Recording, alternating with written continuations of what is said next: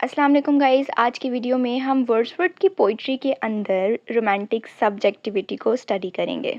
तो सबसे पहले हम देख लेते हैं कि सब्जेक्टिविटी होती क्या है। बेसिकली जब आप अपनी पर्सनल फीलिंग्स को, अपने पर्सनल इमोशंस को, अपने एक्सपीरियंसेस को आप प्रेजेंट करते हैं, एक्सप्रेस करते हैं किसी भी राइटिंग के अंदर, तो वो आपका सब्जेक्टिव ओपिनियन होता है, जिसे हम सब्जेक्टिविटी कहते हैं। तो वर्ड्सवर्थ की तरह एक रोमांटिक पोइट थे, तो जितने भी रोमांटिक पोइट्स थे मेजॉरिटी ने अपने हार्ट को, अपनी इमेजिनेशन को अपनी पोइट्री का कोर बना के रखा, यानी सेंटर बना के रखा। जो उनका दिल कहता था, जो उनकी इमेजिनेशन कहती थी, हमें राइटर्स की राइटिंग्स में भी वही चीज़ें देखने को मिली और वर्ड्सवर्थ जो हैं वो इनमें से नंबर 1 पे आते हैं। अब क्योंकि वर्ड्सवर्थ का जो एरा था वो रोमांटिक एरा था, यानी रोमांटिसिज्म चल रही थी उस टाइम मूवमेंट, तो उस टाइम के अकॉर्डिंग वर्ड्सवर्थ को पोइट ऑफ नेचर कहा जाता है। लेकिन इनकी जो पोइट्री है उसमें सिर्फ और सिर्फ नेचर की ब्यूटी डिस्कस नहीं हुई हुई, यानी इन्होंने सिर्फ नेचर को प्रेज नहीं किया हुआ, बल्कि नेचर एक ह्यूमन को किस तरह से शेप करती है, नेचर इंसान की पर्सनालिटी को कैसे रिफ्लेक्ट करती है, उसकी इनर रियलिटी कैसे मोल्ड होती है, चेंज होती है, वर्ड्सवर्थ ने ये बताया है।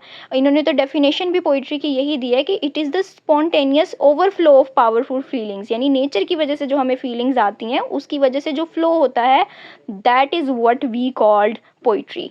अब अगर हम उस सब्जेक्टिविटी के फीचर्स देखें तो पहला फीचर पर्सनल इमोशंस आते हैं, यानी उन्होंने लिखा अपनी जो उनकी खुशी थी, सॉरोज थे, चाइल्डहुड की मेमोरीज थी। इसी तरह से उन्होंने नेचर को as a mirror, as a reflection भी यूज़ किया, जैसे mountains, reverse, flowers.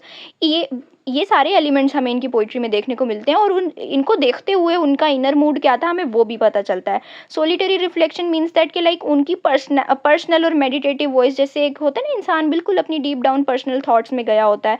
Spiritual dimension का मतलब ये हुआ कि नेचर सिर्फ और सिर्फ सीनरी नहीं थी, बट वो टीचर भी थी, हीलर भी थी, गाइड भी करी थी। होता है ना कभी हमारा दिल उदास होता है तो नेचर में बैठ के हम लोग बहुत कूल एंड काम फील करते हैं, तो ये वही वाली प्रॉपर्टीज ऑफ नेचर को वर्ड्सवर्थ ने अपनी पोइट्री में डिस्कस किया है। और वर्ड्सवर्थ के बताए गए इन्हीं फीचर्स को अगर हम उनकी पोइट्री में एज एन एग्जाम्पल देखें तो इनकी जो पोइट्री है टिंटन एबे, इसके अंदर इन्होंने पास्ट को भी प्रेजेंट को भी एक्सप्रेस किया है, लेकिन सिर्फ पास्ट और प्रेजेंट के एक्सपीरियंसेस नहीं है बल्कि फीलिंग्स हैं। और ये भी उन्होंने बताया कि नेचर किस तरह से आपकी सोल को शेप आउट करती है। सिमिलरली अगर आप वर्ड्सवर्थ के ओड्स पढ़ें तो उसमें आपको इमॉर्टैलिटी नज़र आती है, चाइल्डहुड की मेमोरीज और स्पिरिचुअल मीनिंग या आपकी जो स्पिरिचुअल ग्रोथ होती है वो देखने को मिलती है। देन प्रील्यूड में हम लोग ऑटोबायोग्राफिकल पोइम देखते हैं जिसमें उन्होंने अपने माइंड की जो ग्रोथ है, यानी उन्होंने अपनी मेंटालिटी में डेवलपमेंट कैसे की थ्रू नेचर, वो देखने को मिलती है।